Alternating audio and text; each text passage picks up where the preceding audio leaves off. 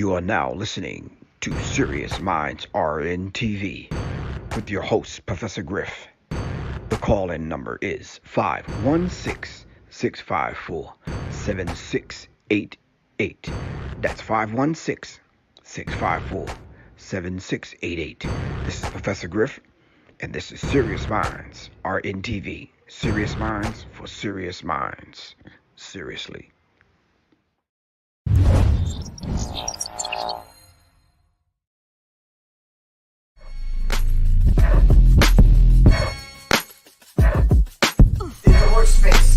In the workspace. So be mindful of the schemes and the tricks. Oh, you always gotta come from here. Out.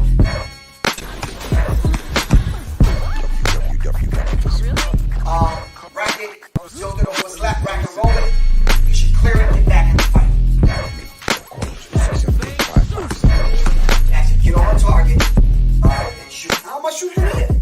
You gotta work those things out. You still come in, boom, boom, boom.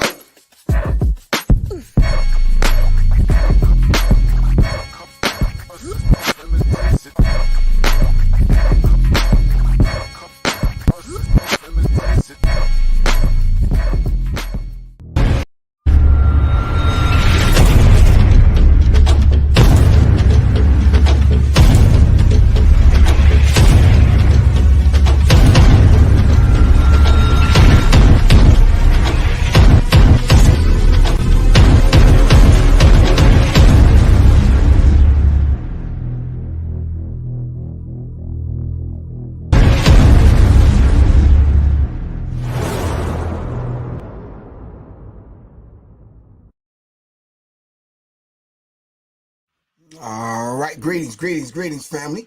Hope everyone can hear me. Hold on for a second. Let me just get rid of that. Thank you very much. Really appreciate that. All right. Hopefully everyone can hear me within the sound of my voice. I want to greet everyone. Thank y'all very much. Really appreciate that for y'all joining us this evening. As y'all know, you already should know today is Wednesday. And all right, we're surviving in real time. And we're going to have that discussion, and we're going to kind of deal with what happened with Travis Scott in Astroworld in Houston. All right, we're going to kind of decode that, break it down, go into it, piece it apart, and get some valuable lessons. All right, so greetings to everyone. Hope everyone is doing absolutely their best. All right, shout out to Quan, and of course, shout out to my man Johnny Taylor. Where you at, man? Little goddess, how you feel? All right, shout out to the Serious Minds family on IG. Shout out to the Serious Minds family here on YouTube, Facebook, Periscope, Twitter, wherever you're listening to this at. Hope everyone's in good health, striving, surviving, having a good time. All right. I think Doc know the theme song to Good Times. I'm not sure. I'll ask him when he come on. I don't know. That was his day. So we'll see if he can sing it for us. But anyway, in the meantime, between time, I'm gonna bring on my very special guest. Thank you to everyone. Shout out to the Buffalo Soldiers All Women's Gun Club. Thank y'all very much for doing the damn thing, and they definitely did the damn thing. Shout out to Miss Clark. Beautiful gun club, beautiful group of women. I'm gonna let y'all know that's the first time me actually putting my signature on somebody's certificate, but these women definitely deserve it. So without any further ado, we're gonna talk about this Astroworld. We're gonna talk about Houston. We're gonna talk about Travis Scott. We're gonna talk about a few other things, diving into this to this idea of surviving. All right, so let me bring on my guest. Here we go. All right, now LP, come on, man. I went to China and came back just straight. Doc, can you hear me? Oh, yes, sir. Yes, sir. I can hear you, Griff. Oh, okay, cool. Wait for LP to come on. But anyway, in any event, for the people that don't know who you guys are, y'all take turns letting people know who y'all are, what do y'all do? All right, and let's kind of take it from there. Okay, cool. Yeah, anyway, my name is Dexter, Dexter Peggins. On social media, I go by the name of, my nickname is Doc on social media platforms. Basically, past experience in the military, 23 years in the Army as a combat medic, and also just not so distant, about 15 years working with a couple federal agencies in the area of emergency preparedness and response. But anyway, in 2012, started a company. It's called Still Standing LLC, primarily focusing on providing emergency medical training to folks in our community, such as Stop the Bleed training, and also another course I do is called Tactical Emergency Casualty Care. So basically, that's what I do. Yeah. Okay, give thanks. And LP, let people know who you are and about your company. Yes, I'm Larry Penton. I'm the CEO of Penton Pending Consulting Solutions, LLC. I am also a retired firefighter, paramedic, still have an active paramedic license in the state of Missouri, which is where I'm initially from. I'm also a Stop the Bleed instructor with stopthebleed.org. Part of what my company does is we help entrepreneurs get their start, get their social media footprints, get their website set up, any business, administrative things that they need, getting HR payroll things together. We do that. And we're also doing this partnership between Still Standing, which is Doc's company, and Griff. We have this 3-pronged partnership that we're doing where we're trying to teach people how to survive in real time. In real time. That's right. I really appreciate that. Somebody sent me a text message. Did LP get a new hairstyle? What are those flowers in his hair? I was like, nah, that's a picture on the wall, y'all. Shout out to Starlet Thompson. Thank you for the donation. Really appreciate that. All right, tonight, very, very, very, very interesting subject, man. So this idea now of actually what went on in what happened at Astroworld at the Astroworld concert, not Travis Scott's Astroworld concert, but the concert that I believe he might have been headlining. So it's not his. So we're not gonna fashion this thing where we put all the blame on the entertainers, on the entertainers' shoulders. All right, as we piece this thing apart. So let's make sure we get the language right.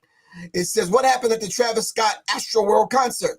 At least 8 people died when a crowd compressed towards the stage at a Houston event. I'm gonna play that, but I'm gonna play the I believe it was what you sent us. Hold on one second. Let me see. Here we go. Now, investigators Hold on 1 second. I'm gonna share my screen. I'm gonna play the clip that you sent us. Is that okay, LP?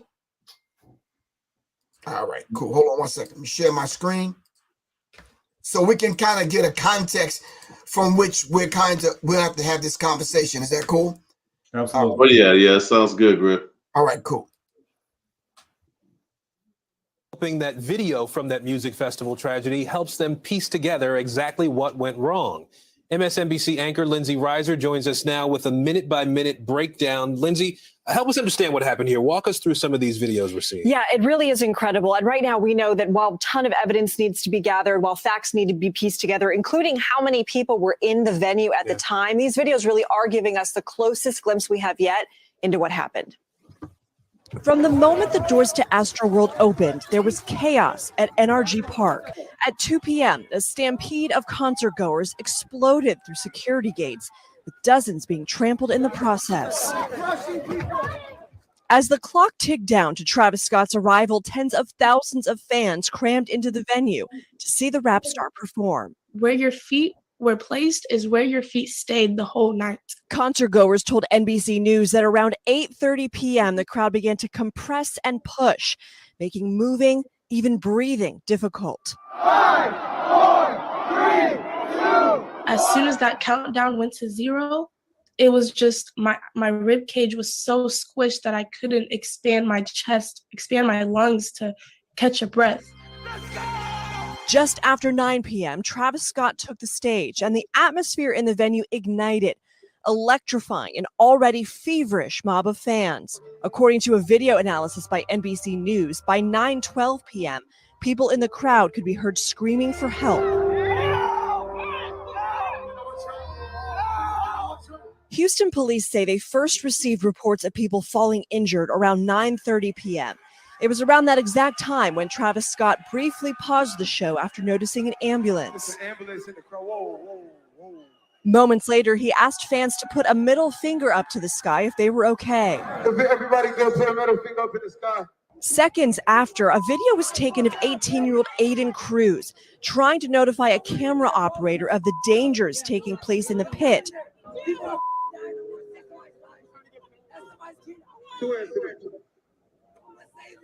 20-year-old Cynthia Lira found herself at the bottom of a pile of people and felt she wasn't going to make it out alive. At first, I was like, help, help, I can't get up. And then when people started coming on top of me, I was just like, I can't breathe. I kept screaming, like, help, help, like I'm going to die in here. At one point, Lira says she found herself holding the hand of another stranger trapped in the pile, both silently accepting what felt like an inevitable fate. It just felt like we were like in that together. Like, it was such a tragedy. Like, it shouldn't have happened in the first place. But, well, we were stuck in a situation. We couldn't do anything. So we were just like, okay, like, I guess. At 9:32 p.m., a young woman is seen attempting to alert the same camera operator. She steps in front of the camera, but the concert continues. By 9:38 p.m., a mass casualty event has been declared, and Live Nation agrees to cut the show short. 3 minutes later, security officials are seen running through the pit. At 9:42 p.m., Travis Scott pauses the concert midway through a song and asks security to help someone who's gone unconscious. At almost the exact same time, part of the crowd can be heard chanting, "Stop the show," as a member of the security team alerts the staff to multiple people without pulses. At 9:46 p.m., members of the Houston Police Department can be seen in the pit. By 9:54 p.m., Drake has taken the stage, and a number of concertgoers are seen standing on top of an emergency vehicle. At 10:11 p.m., Travis Scott finishes his set and the concert ends, more than 30 minutes after a mass casualty event was declared. 8 people in the crowd died that night, their ages ranging from 14 to 27. In statements to the public, NRG Park and Live Nation both said they're working closely with authorities as they work to investigate the situation. Travis Scott took to Instagram to express his condolences for the lives lost. I could just never imagine the severity of the situation. Across social media, survivors continue to share their stories, raising awareness and hoping for change. I really hope that my story and my word will help to put guidelines and preventions so like this will never happen again. It should have never happened in the first place. See, these user videos.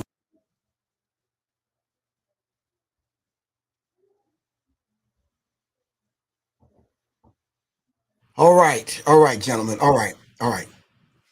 First of all, we want to say we're not doing trauma porn here. All right, we're not trying to profit and sound intelligent, and kind of profit off of these individuals losing their lives or the situation, or Travis Scott or Live Nation or whatever.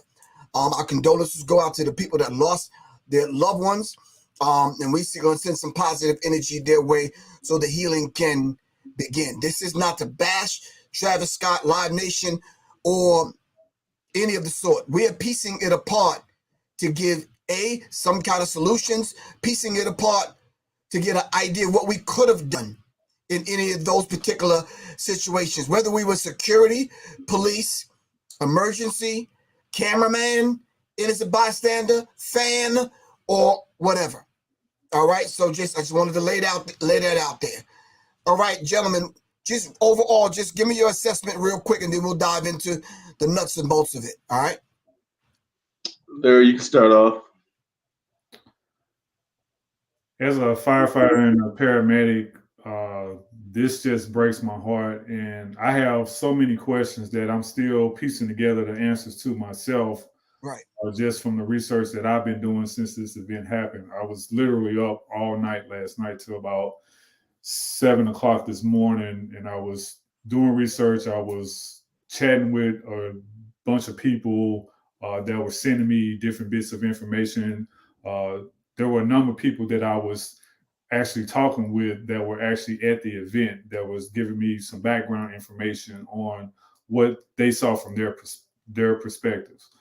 I think that when you have these events, whether it be a concert, indoor, outdoor, whether it be a sporting event, because Houston just hosted part of the World Series a week or two ago, or whatever the event is, whether it's one person there or you got 1 million people there, you have to, and when I say you, I mean the organizing bodies have to come up with a plan of how you're going to deal with the good, the bad, and the ugly that could possibly occur. And they have to work with the local authorities on creating an event plan, an emergency operations plan, because you always prepare for the worst and hope for the best. And so whether it be the police, whether it be the fire department, the EMS department, the promoters, the producers, the event staff, any third party vendors that they bring in, whether it be EMS, as they had in this case, they also had third party security that was there. And so I got a bunch of notes that we're going to talk about here. But in my mind, we think about NIMS, which is the National Incident Management System, or we, for short, we'll call it the ICS. And we'll talk about that because this is under FEMA, the Emergency Management, the Federal Emergency Management Agency. They have guidelines for pretty much any event that you can think of or come up with.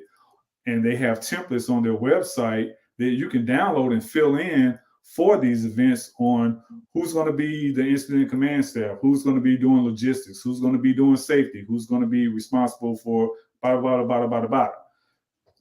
I'll pass it over to Doc to fill in some more information. Yeah, pretty much what you were saying, Larry, obviously it's unfortunate. Any loss of life is unfortunate, whether it be one or whether it be 21 or 101, especially when folks are coming to an event with the expectation of having a good time, having fun, enjoying themselves. And then it results in something like that, a loss of life. And then you also have people who are critically injured. Sometimes even the best plan, will go awry. No matter how well you plan, there's always some things that could happen where it kind of almost, I'm not going to say defeats the plan, but it's like you could not have planned for it. I would say an event like this, mass casualty, crowd control, resulting in this mass casualty incident, I would think that would be part of their emergency planning process as far as the event planning. I'm sure they look at things like, that large group of people, the typical medical stuff, people overheating, getting exhaustion, that type of stuff. They probably even look at, maybe, I would hope they even look at active shooter. What if you had an active shooter in a crowd like that? But, a crowd surge or the surging of the crowd resulting in those types of injuries, that should definitely have been part of the planning process. Not saying that it wasn't, because it could have been, but whatever happened, the outcome wasn't, I'm sure, what nobody would have anticipated. Right. It says in one article that I've kind of noticed, I think the Wall Street Journal talks about Travis Scott's actions during the deadly show are questioned. It says Houston's fire chief says the rap star should have stopped the show before he did. Lawyers for hip hop star said he didn't see the chaos. And right. I can speak for that. When you're on stage, because I've been in that situation, when you're on stage and you're in a zone, you might see a couple of people passing out, but you take them out of the crowd, give them some water, take them to the first aid thing that they have in the back of the stage. And, a lot of times they're all right. We've watched Michael Jackson concerts and other people's concerts. What's the little boy groups and boy bands that come out, little white girls be passing out and all that kind of stuff. And they're absolutely fine after a minute. Right. Sometimes the artists don't realize the severity of it. Oh, yeah. And that's what was going on with him. So it wasn't like he was doing this malicious kind of thing where he kept the concert going. Now, listen, I can honestly say, not speaking for him because I'm not his defense attorney, but I'm saying stopping the concert sometimes is more dangerous.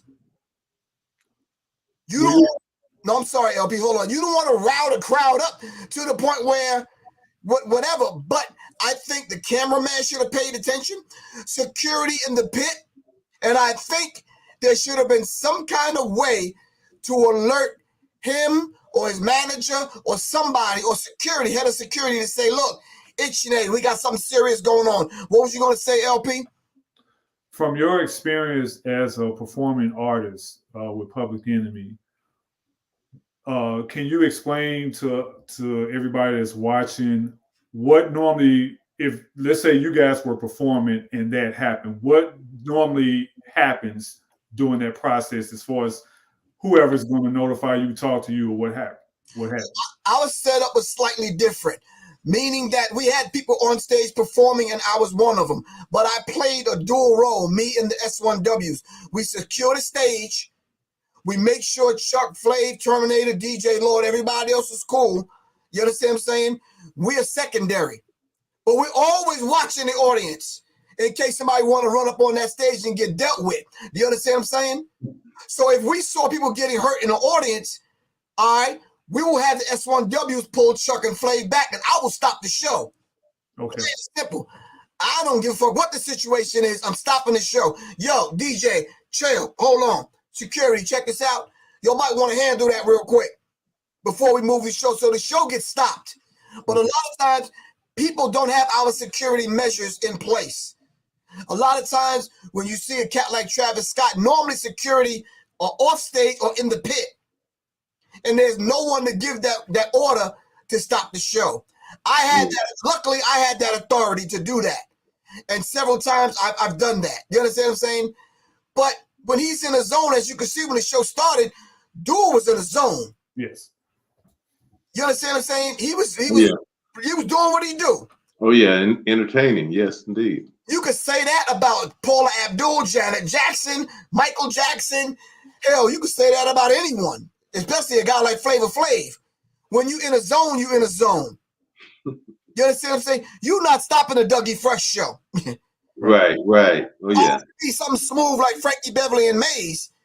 Right. And of course, you can get somebody's attention, before somebody sing a love song, but this kind of music, and we're going to dive into some of the demonic things that went on at this particular concert. You understand what I'm saying? So you guys tell me, if you were in any of those situations, whether you were security, now let me just say this on behalf of EMS, police, and fire department. They were there on the scene. All right, they were doing their job, but they weren't in communication with one another. Right, exactly. To know that people were dying in the audience. Mm-hmm. Are you following what I'm saying? So the average Joe Blow security dude that they hired 2 days ahead of time didn't know to alert EMS that somebody's passed out, dying, getting trampled, or whatever. So they just weren't in communication with one another. So if you guys were just security or the average bystander, how would you have handled that situation?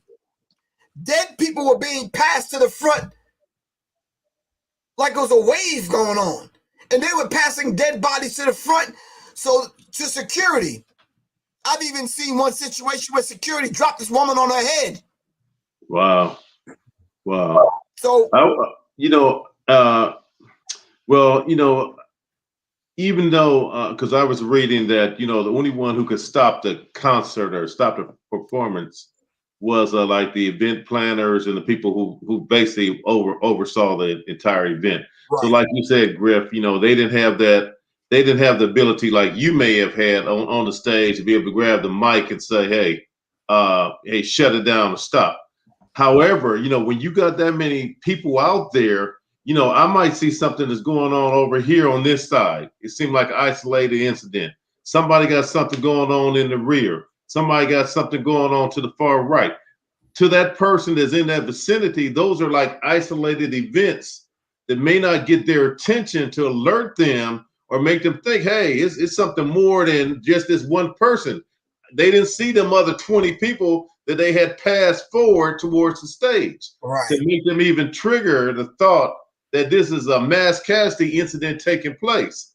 But once that became so that you got the folks up front by the stage in the pit once all these bodies and these unconscious folks start coming forward, being passed forward, you would hope that someone up there, because they were being moved forward, not to the rear, they were being passed forward, okay, to get out of the crowd. There might have been some passed around other directions, but it seemed like they were probably being passed forward. So as a security person along the front, and you see this happening, I think it might not be your contractual requirement or obligation, but I think a moral and a common sense obligation is, hey, we need to stop. We need to, because the person with the biggest voice is the guy up on the stage. He got the microphone. Exactly. He can broadcast to everybody. Everybody can hear, whoever was performing at the time. Hey, we got some medical emergencies. Everybody just stop what you're doing right now because, we need everybody's attention. Just stop right now because, whatever is going on. So the person with the mic, even though it's not his or her responsibility, but at that point, they got the biggest voice. Because right now you need control, organization, communication. And like you said, those guys weren't able to communicate with each other. So the guy who could communicate to everybody is the guy on stage. Right. Okay. I think he was probably the main focal point to stop the show because it's his show. Whether you want to understand that, believe that, or not, it's him to stop the show. It's his show. He has to give that call. Right. Now, whoever he listens to, i.e. road manager, you understand, may give the call to alert him. Do you understand what I'm saying? Oh yeah. So what's your take, LP? I'm just going to piggyback off what Doc said.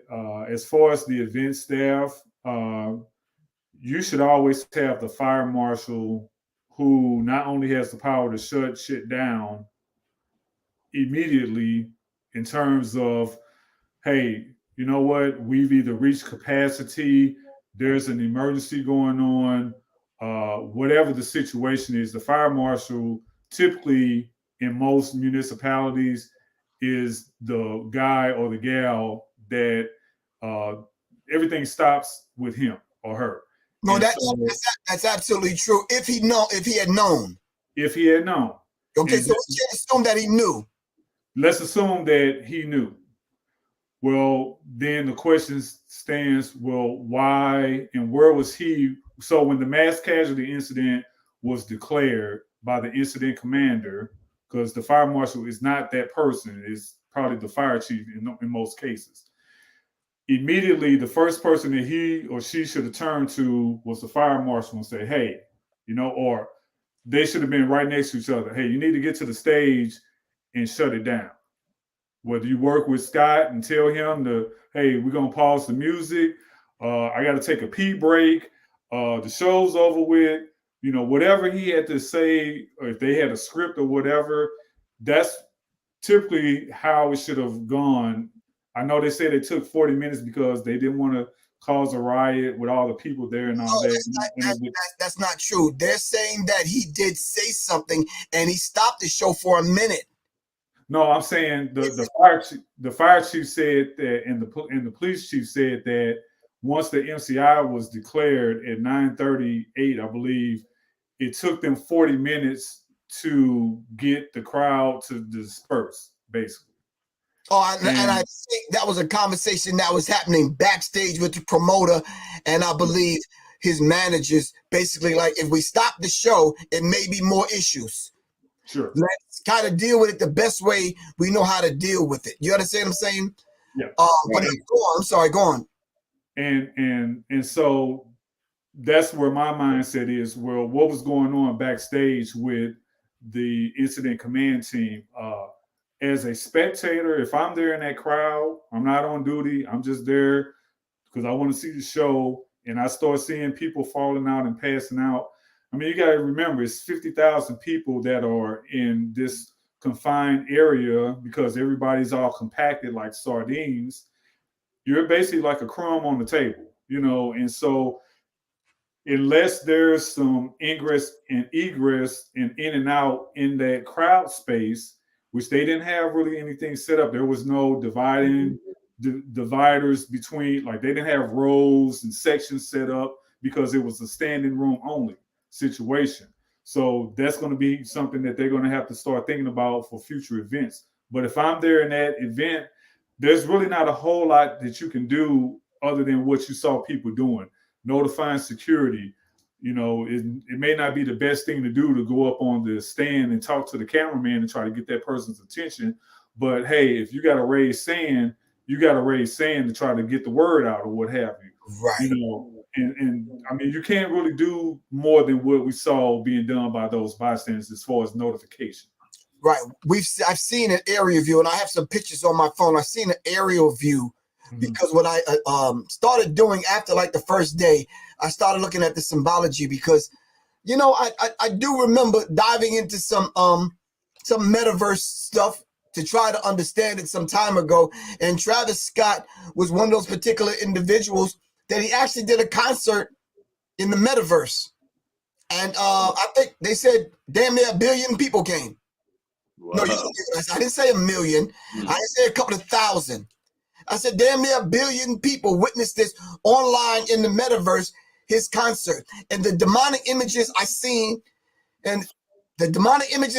even with that, and then the demonic energy following that, even after he started blowing up, marrying himself into that demonic energy with the Kardashians, and then not necessarily following these dudes, but I'm looking at symbology and I'm looking at images.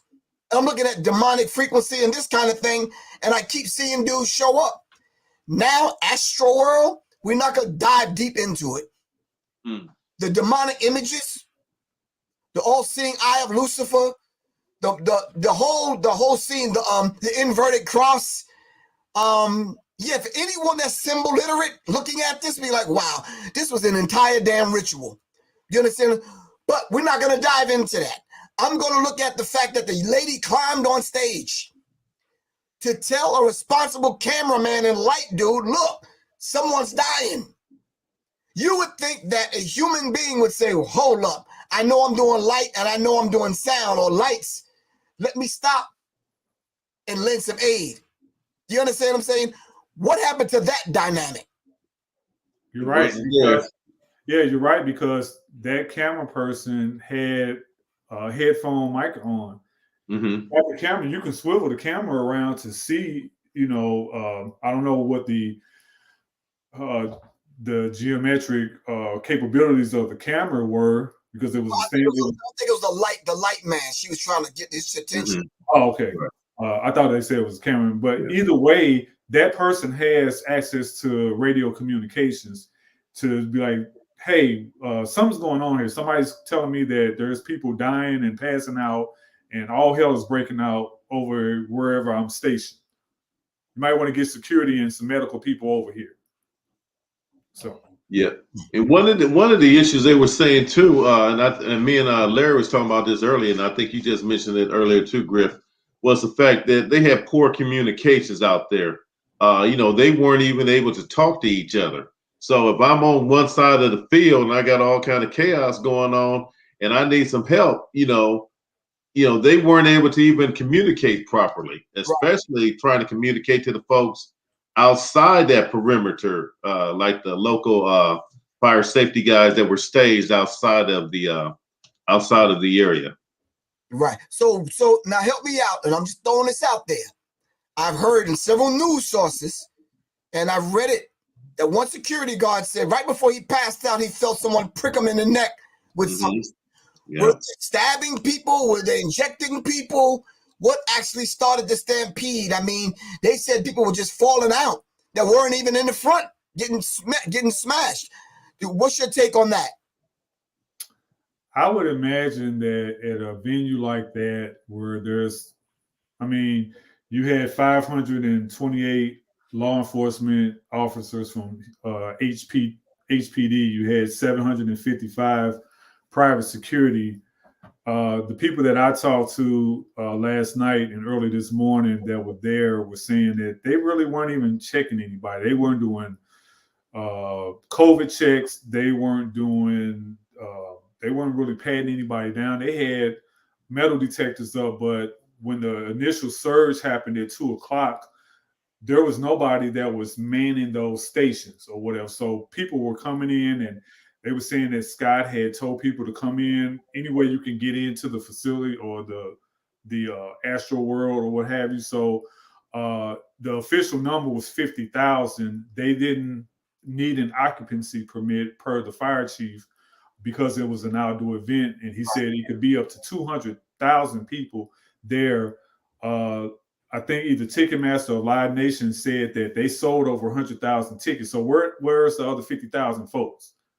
You know, if you're only saying 50,000 showed up, then what happened to the other 50,000 people that paid for these tickets? No, I think they said 50,000 came over to his stage. No. So that part, they said that 25,000 was there because they had two stages set up. So 25,000 was at one stage, 25,000 was at the second stage. And when they had the timer set up, countdown when Travis was going to hit the stage, as it got closer to zero, all those folks that were at stage 2 went over these little railing barricades that they had up. And that's where this surge of tsunami human wave came in. But as far as to answer your question about the drugs or the possible injections, I mean, if these, you know, out in St. Louis, I worked a rave event. It was a Halloween party a few years ago, and these people were falling out. They, you know, I had to administer Narcan for a number of people at this event. Nobody was checking them at the door other than they went through a metal detector and they got winded, but you weren't going through people's pockets. They had all kind of stuff in there. People were doing weed and opioids and all kind of stuff. So I would imagine at an event like this, that stuff was going on too. You got these vape pens that people can smoke weed or other substances in. And as far as the needle prick, that was the only confirmed case in terms of the security officer. I'm sure there's other ones that we're going to be finding out in the near future. Right. So my thing is, now you have people passing out. Mm-hmm. You probably have more people that got pricked. All right. So now let's just say, how many people can you, assist if you were there, Doc? How many people could you assist? And you coming on the scene, and it's like people are getting passed to the front. This one's getting crushed over here. This one is just out cold. Security guard getting pricked. How do you handle that? So that's definitely a mass casualty incident. And the first thing you have to do, there has to be some kind of established control, because if not, you're going to have different things going on in different little areas. Like looking at the video, you can see like the flashing red lights, we'll say, from a medical vehicle, but it was surrounded by people. Yeah. And you can't really properly triage those folks that have been injured or hurt until you first got to establish some type of control on site, incident command, on-site incident command. Somebody has to, hey, let's stop the concert.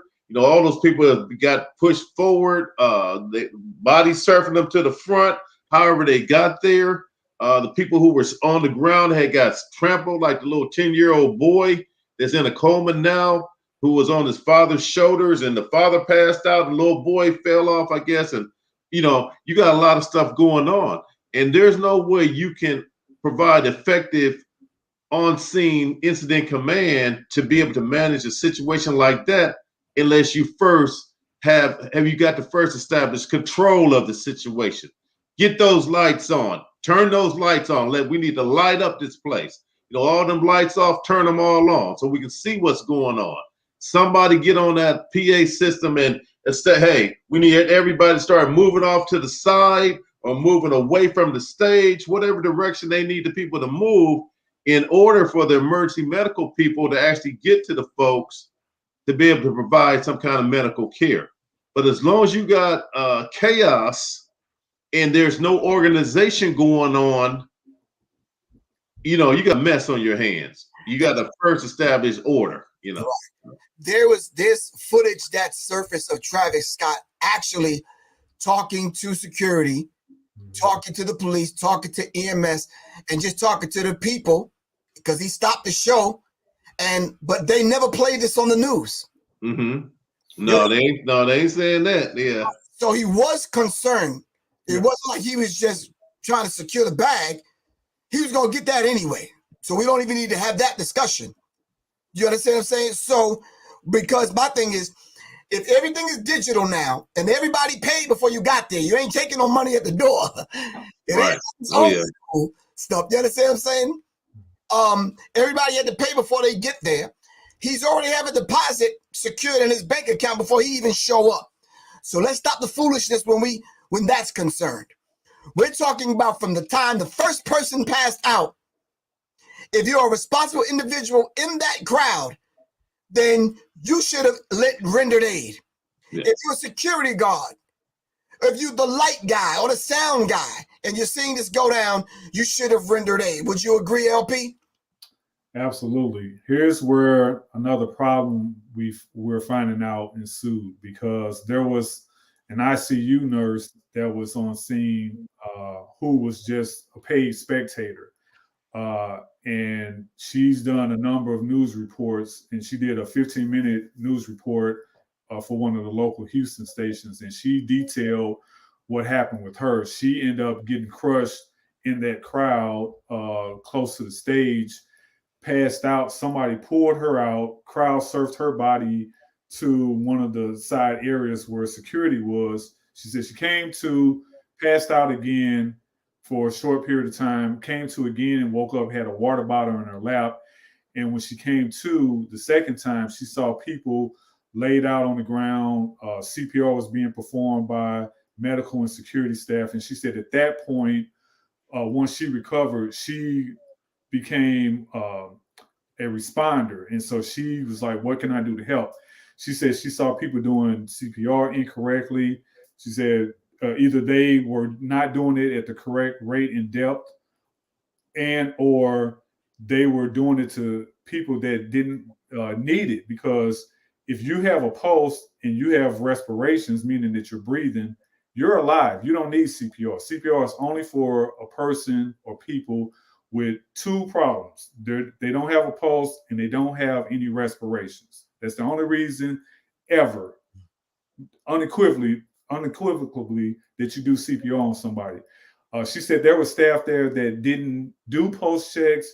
They didn't even know how to check a pulse properly. So she had to take over in a number of situations where she was actually, some people she was able to revive, some she wasn't.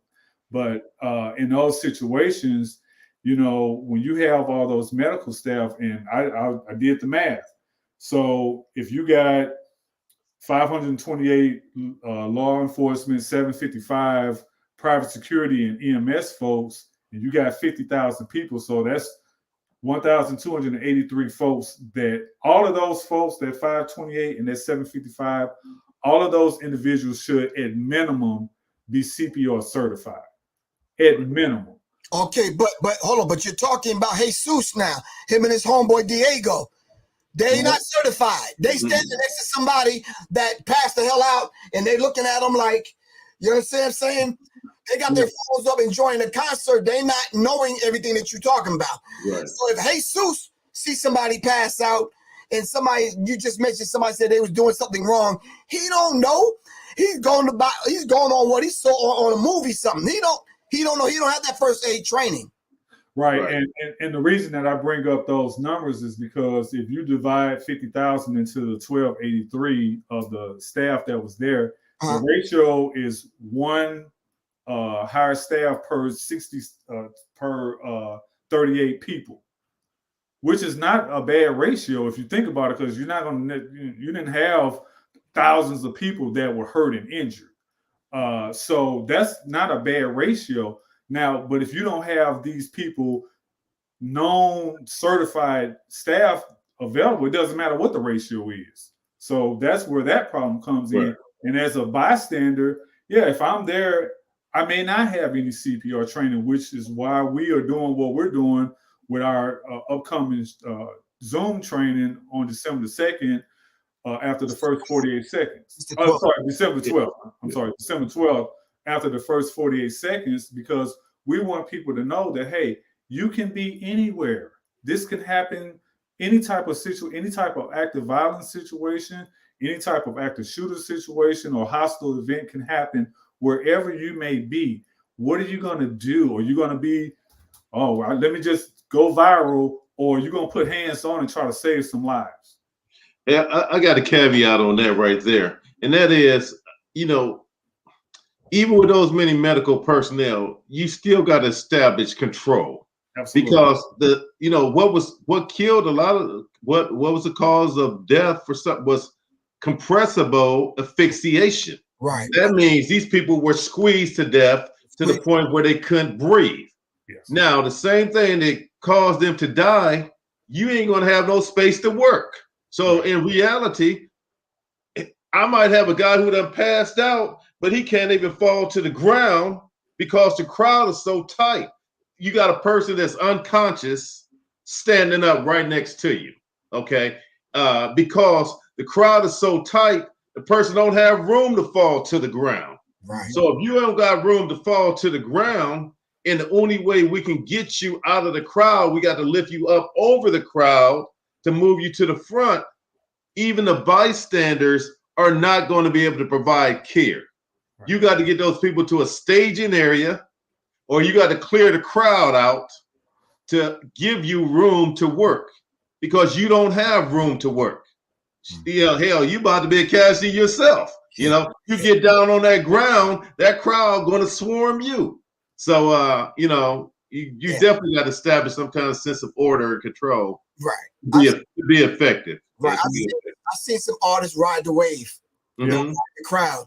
One gentleman said he just thought somebody was just, riding the wave. Mm-hmm. He didn't know that they were dead. Right. Exactly. He didn't know that they had passed out. Right. And you in the front having a good time with your cell phone. You into the concert and somebody's passing you somebody. You get totally caught off guard. The last thing I think a lot of them thought that they were going to go to Astroworld that night and die. Absolutely. Yeah. Mm-hmm. You understand what I'm saying? And with traumatic asphyxiation, that's exactly what it is. Like literally you're being crushed to death, and or you just don't have enough room to expand your thoracic or your chest cavity to take in enough breaths to get that respiration and then the oxygen, carbon dioxide exchange to sustain your life. You know, I was telling Doc years ago in St. Louis at the old Checkerdome Arena, and this is in 1986, real quick. Run DMC, LL Cool J, and Houdini came into town. I was a teenager, went to the concert. Same thing happened. Right. The show started at 8 o'clock. They didn't open the gate. People in the back started pushing forward. I was one of the people in the front. They broke through the gate. We all fell forward like dominoes. You know, I had two friends with me. My one buddy passed out for a minute. I almost got my leg broken because it was being crushed. And it was the same thing that happened to me. And literally, it was so packed. I had people all around me. I literally lift my knees up and I was suspended in midair. That's how packed it was. Mm-hmm. And I had to do my arms like this and kind of lean forward to be able to expand my chest cavity to even just take a breath, you know, and it was ridiculous, you know. So these things, this traumatic asphyxiation that a lot of these spectators went through probably is going to be on their autopsy the cause of death, along with whatever other traumatic injuries they may have had being crushed and stampeded. Right. So for the last few minutes we have left, we're going to take questions just from the audience. For anyone that want to ask a question, make sure it's a sensible question, because as we've been on the air now for 50 minutes and I've been reading some of the things that's coming up, and some of y'all need to stop, man. Y'all are reaching.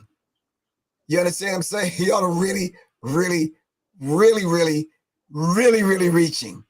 People have lost their lives, and some of y'all are on here as though, you know, it's like, come on, stop with the conspiratorial stuff. We know some of it is ritual. We understand that. I said that earlier. You understand what I'm saying? But most of y'all are like, yeah, some of y'all are trolls. Some of y'all try to get a different kind of conversation started, but we're not falling for that tonight. So come on, we're talking about people that lost their lives. And then we're talking about a situation where you're coming up out of a pandemic and people can't wait to get out. They're used to being trapped in the house.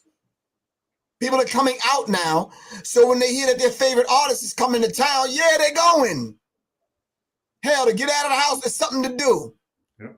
So yeah, 50,000 people might show up. You understand what I'm saying? If MC Buckwheat is going to be in the town.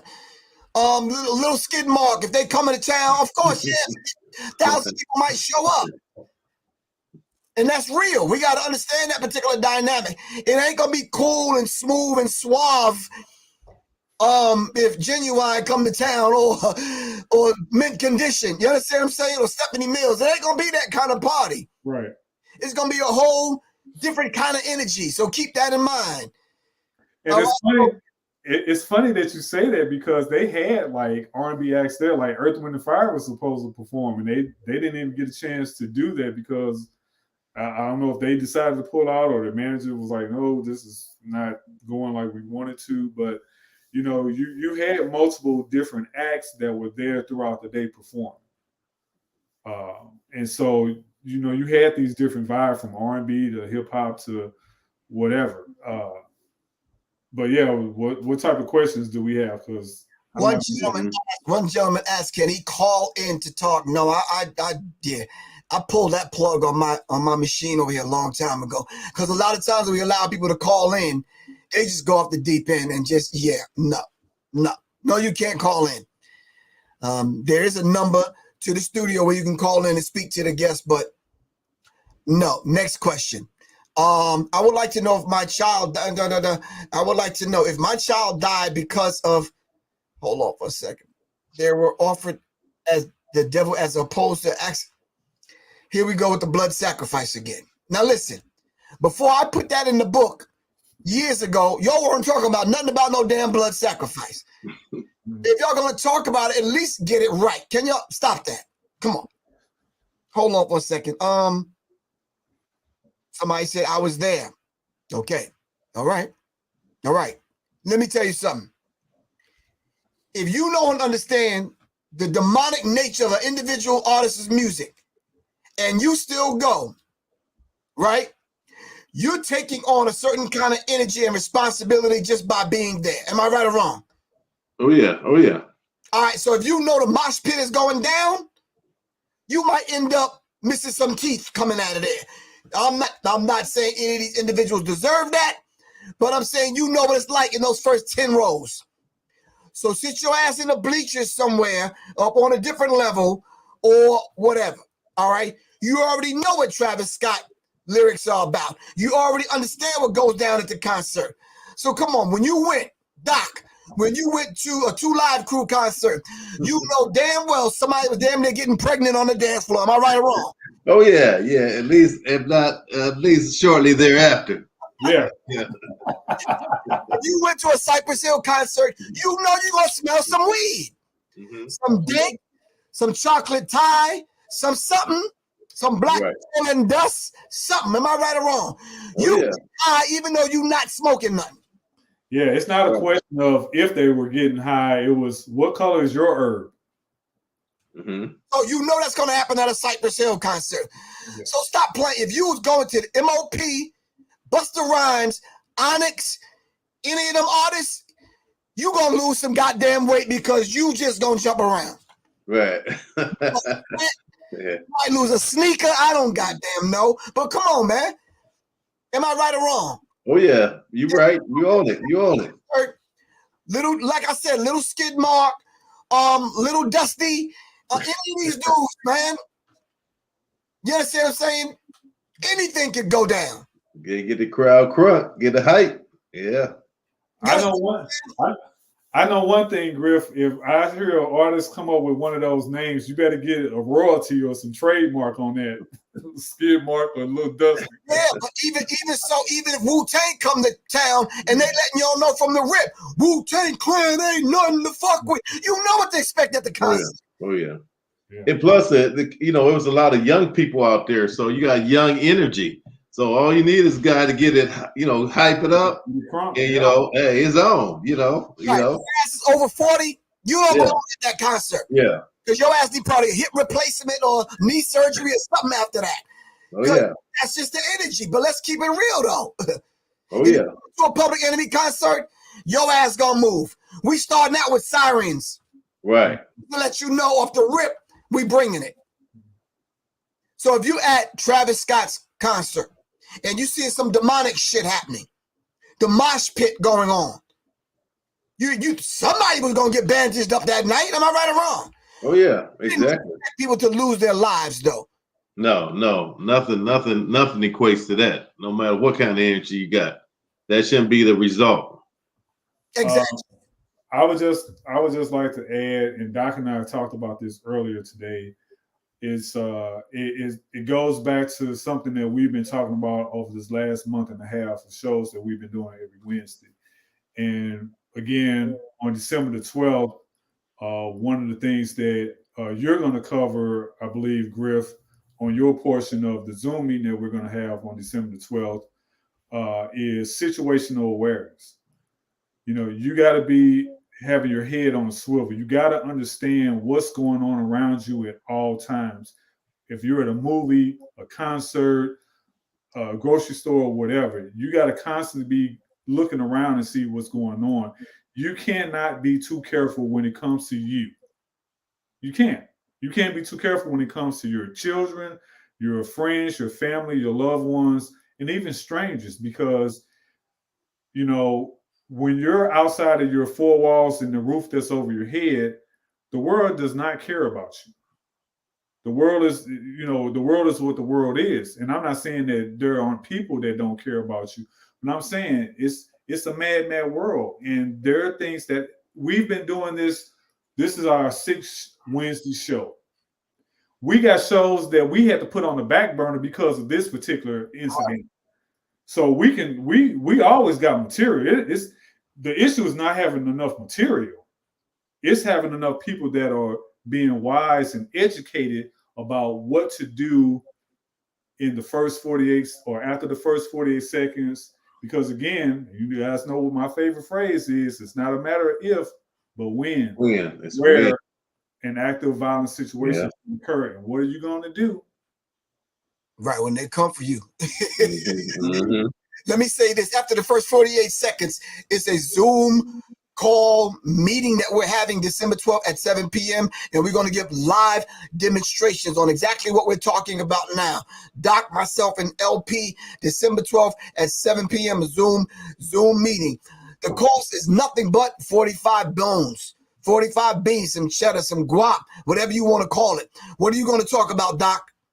Well, I'm going to be talking about Stop the Bleed, you know, that emergency medical care to control that life-threatening bleeding. I'm going to be talking about the importance of having medication on hand for in the event you're run out of medication and you can't get to it. I'm going to be also talking about the importance of the what we call the IFAC, individual first aid kit, and the type of equipment that you should have in that kit. And then the last area I'm going to talk about is what we call tactical emergency casualty care. And that's really geared towards those folks who have the jobs as placing them in harm's way on a regular basis. Okay, and LP, what are you going to discuss? My portion will cover all the levels of first responders. So from your bystanders, who we call, you know, immediate bystander responders or first call responders. We're going to go through all the levels of first responders from your emergency medical dispatchers, or what typically is known as your 911 operators, through all the levels of EMTs, from your EMT basics, advanced EMTs, EMT paramedics like myself, critical care and flight medics. We'll talk about first aid and CPR.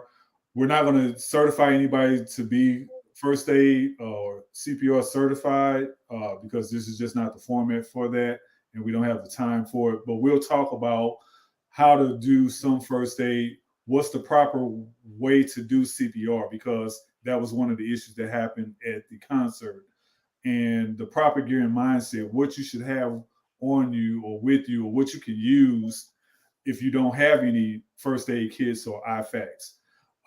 And the mindset, again, situational, kind of piggybacking on situational awareness, but veggie back. We don't piggyback, we veggie back. But go ahead.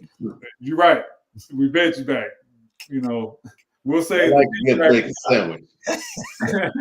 But having that mindset, because another thing I would say, if you're involved in a situation like what happened, you got to check your own pulse first. If you're all jittery, you're not going to be focused on how to deal with that problem. So propagating mindset is what I'll be covering also. All right, and I'll be talking about situational awareness. If most people know and understood the idea of situational awareness, even if you didn't have the skill to render aid to somebody passing out next to you, you could get someone's attention that you feel have that particular expertise. Security guard, EMS, police, someone. All right. Conflict avoidance we're going to talk about. We're going to talk about safety and training. Responsible gun ownership is what we're going to talk about. Just overall self-defense and overall being prepared. All right, hold on one second.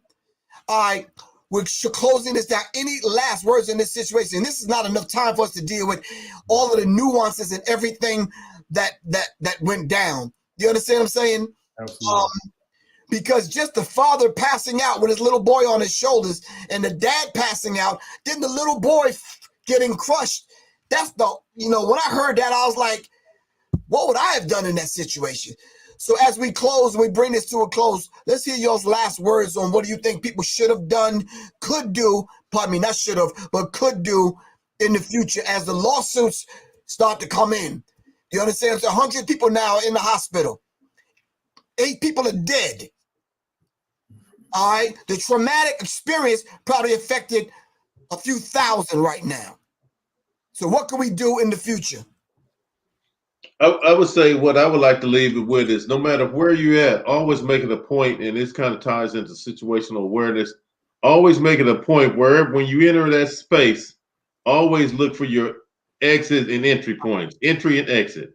So, I mean, there may be a situation like what happened where maybe the people that were trapped in the crowd, no matter what, the only way they was getting out, they had to go over the crowd.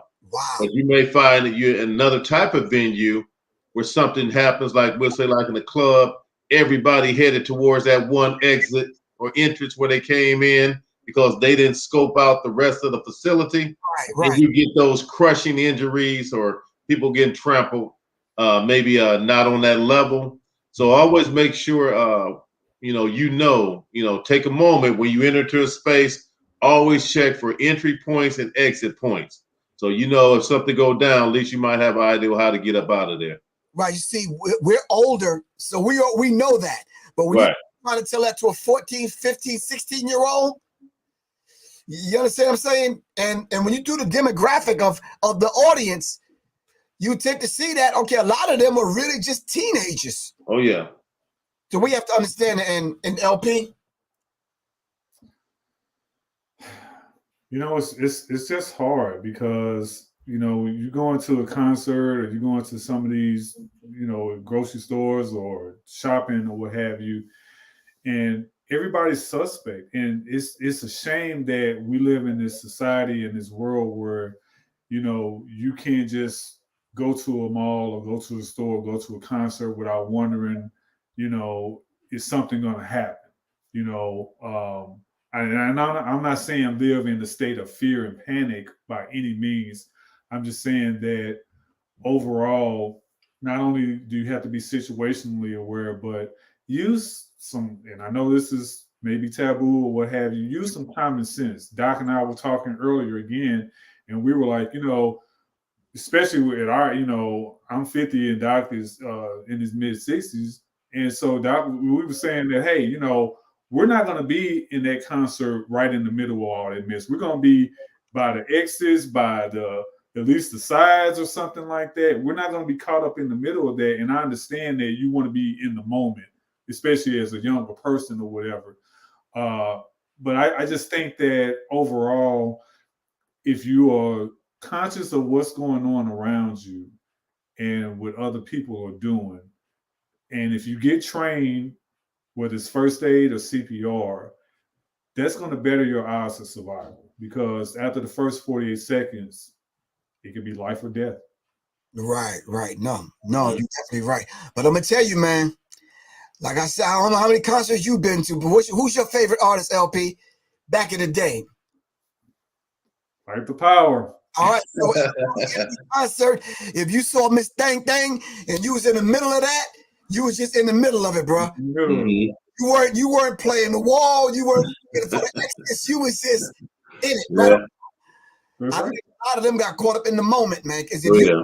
you look at the footage, at least out of the 50,000, hell, at least 30,000 had their phones up. Mm-hmm. So you really caught up in the moment. You understand what I'm saying? But anyway, December 12th, we want to see y'all in the building. If you want to get a ticket, of course, you can go to my website, www.professorgriff.me, or just give me a text at 678-557-2919. That's December 12th, 7 p.m. It's a Zoom call meeting we having, and we're going to lay it out.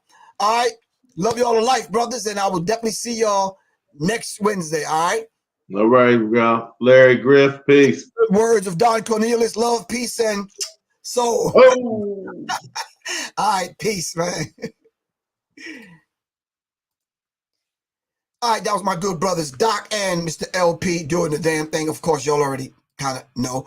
We do it every Wednesday. Shout out to Kalanji. All right, I checked you out last night, Kalanji. I got you good, bro. All right. Shout out to the Serious Minds family. Quan, thank you very much for doing what you do.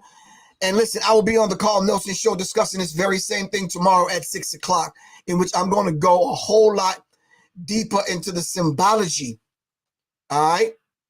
All right. To this kind of inner workings of what went down at the concert. A lot of times it's hard to discuss it on these platforms because, you know, these platforms will shut your whole channel down once you dive into some of the demonic nuances of what was going on at Astro Hell or Astro World.